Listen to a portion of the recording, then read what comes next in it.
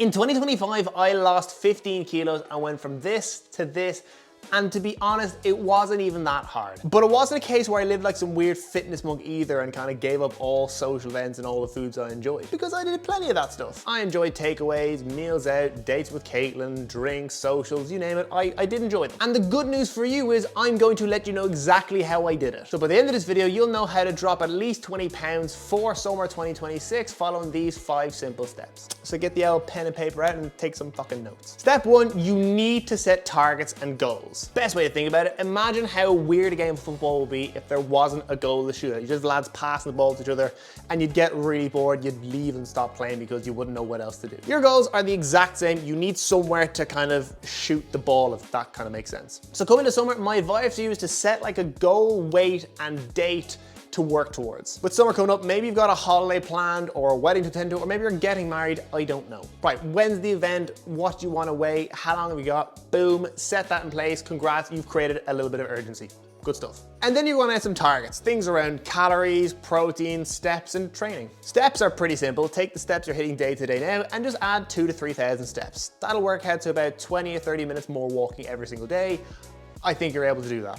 I believe in you. Calorie-wise, if you were one of my clients, I'd do it for you, but if you're not, here's what I do. I go into Google and look up calorie calculator, it doesn't matter which one. I then type in my information that's asked me for, click enter, and boom, it gives you a calorie target to aim for. Now, don't take this number as gospel, it's just a starting point. I track my calories day to day and I'd weigh myself day to day. I'll explain the daily weigh-ins in a sec. If from week 1 to week 2 your average weight drops, congrats, stick to those calories and rinse and repeat. If by week 2 the average weight doesn't drop, I would drop 200 to 300 calories, rinse, repeat until your weight is dropping half a kilo to a kilo every single week. Protein-wise, simply take your body weight, multiply by 1.5 to 2, and that's what I want you to aim for day to day. And then in terms of how many carbs and fats to hit, it doesn't really matter. As long as your overall calories and protein are met, it doesn't really matter where carbs and fats fall. Training target wise, again, it kind of what suits you best. If you can train twice a week, go for 2 full body sessions. 3 times a week, either 3 full body sessions or an upper lower full body split. If you can train 4 days a week, go upper lower, upper lower. The reason targets are so important because if we don't set them, you know that weight loss involves being a calorie deficit, so eat less calories and do more exercise. So you'll probably end up eating as little as possible and doing as much as possible, which will last you 2 weeks before you sack it off, like all the other times you do that. Targets is give you structured day to day and things to follow so that you don't just kind of go hard for a week, pack it all in and start another diet every second Tuesday. Step 2 kind of follows on from step 1, and that's actually tracking that data. So you want to track your calories, your protein intake, your steps, your training,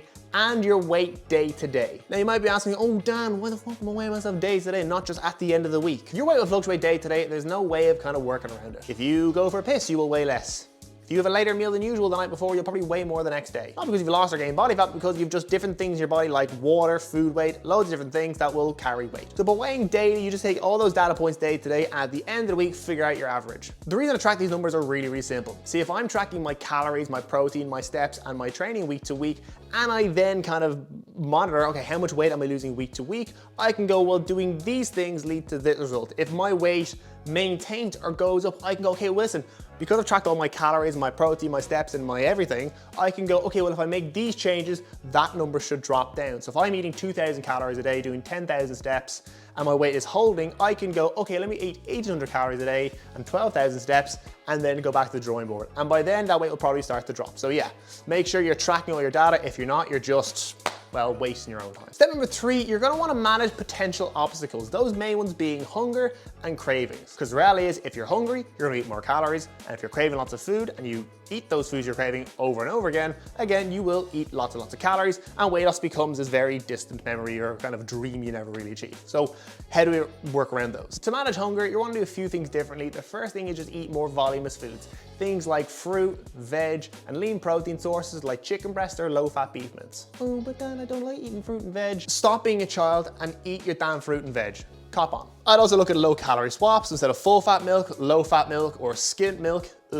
Instead of like normal fizzy drinks, go for Monster Zero or like Coke Zero or all the 0-calorie alternatives. And instead of things like mayonnaise, light mayonnaise, you kind of get the gist by now. Fasting can help, and by that I mean kind of just pushing your first meal later on the day. Nothing fancy for it, but if you've got your first meal at 7 a.m. and your last meal at 9 p.m, you've got a 14-hour eating window. You're probably gonna be hungry at some point between them. Whereas if you push your first meal to like 12 and have last meal at 8, you have the same amount of calories to eat day to day over an 8-hour period, you're more likely to stay full or longer. Fourth, increase your water intake. We get full based on volume, not off calories. So if you're drinking an extra liter or 2 every single day, one, you probably get more steps going back and forth from the bathroom, but the most important thing is you'll feel fuller longer and less inclined to go over your calories. And the fifth thing, hooray, caffeine. So things like coffee, like 0-calorie Monster energy drinks, because they've got a caffeine content, it can actually be quite helpful. Caffeine's a great appetite suppressant, so if you're having a coffee or two in the morning or kind of, you know, Monster Zero at some point throughout the day to help manage your hunger and cravings, good job. Now, speaking of cravings, that is the next part. You see, cravings come from two main factors. A, hunger, which we've just discussed, so you're an expert on managing hunger now, obviously. Cheers, Dan. The second thing being restriction. Like, to call a spade, if I said, don't think about a big pink elephant right now, you are thinking about a big pink elephant. If I said to you, that door right there has something really cool behind it, I'm gonna leave now, but for the love of God, don't look through that door, you're gonna look through the door. So when you tell yourself, I'm not gonna have chocolate or crisps or ice cream ever again, guess what? In 3 days' time, you'll be knee deep in your second tub of Ben & Jerry's. So what I actually want you to do is I actually want you to incorporate those foods into your diet a lot more. And here's how you do that. I want you to make a list of the foods you generally crave, whether it's chocolate, crisps, ice cream, whatever it might be. And every single day, I want you to have those foods. Now, here's the catch. I want you to allocate 10 to 20% of your calories day to day to these foods. So we're having them in a calorie controlled amount. Now, because A, you're managing your hunger, because we just talked about that, and B, you're having these foods more regularly, you're not really gonna crave them. An example being, it's like if I held my breath, eventually I'd want to gasp for air because I'm restricting airflow. Whereas if I just breathe normally day to day, I don't need to gasp for air because I'm just breathing. And the foods you crave and want more of in snack form are the exact same. The fourth thing is managing social occasions properly. An important thing being how to bank calories, but we'll get to that in a second. First, we need to talk about,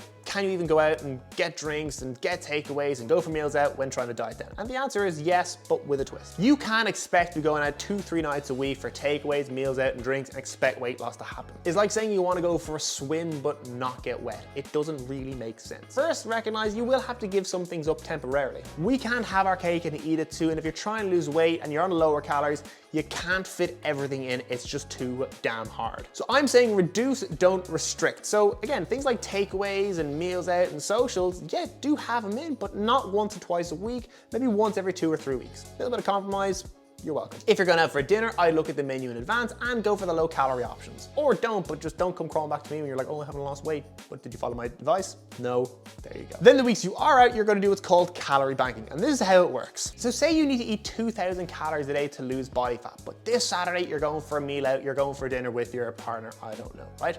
So in the days leading up to it, you're gonna go 1,750 calories Monday to Friday. That means you've got 250 calories banked every single day for 5 days. So you've got 1,250 calories spare. Woohoo. That means on Saturday, you take the 2,000 calories you're originally gonna eat, add on the 1,250 calories you had banked, and you can now eat 3,250 calories on Saturday with your dinner, go back to normal 2,000 calories on Sunday, and you're gonna see weight loss happen, all because you just pull calories down a few days in advance. Would I recommend doing this every single week? No, because then Monday to Friday, you're just starving, a big day on Saturday, and then rinse and repeat. Limit these socials to once every 2 or 3 weeks, and when they do come up, bank your calories and you should be good to go. And number 5, and this is probably the biggest one, is accountability. Like, listen, all the things are all well and good, but if you don't do them, nothing's gonna happen. So having a coach or a PT to help you along the way is gonna be really, really helpful. Like, I've coached weight loss for 8 years now, and I've worked with a coach on numerous occasions because I'm a normal person. I like takeaways, I like meals out, I like Ben & Jerry's fish food and Cadbury's chocolate a little bit too much. And if I didn't have someone setting my target and hold me accountable, I probably would go a little over my calories than I would like to admit, and that's just normal. I'm human. Get over it. It's someone to cheer me on when I'm doing well, or someone to kind of, you know, have a stern chat with me when I'm taking the piss a little bit. And it's something I've helped hundreds of men and women with over the last 8 years through my one-to-one online coaching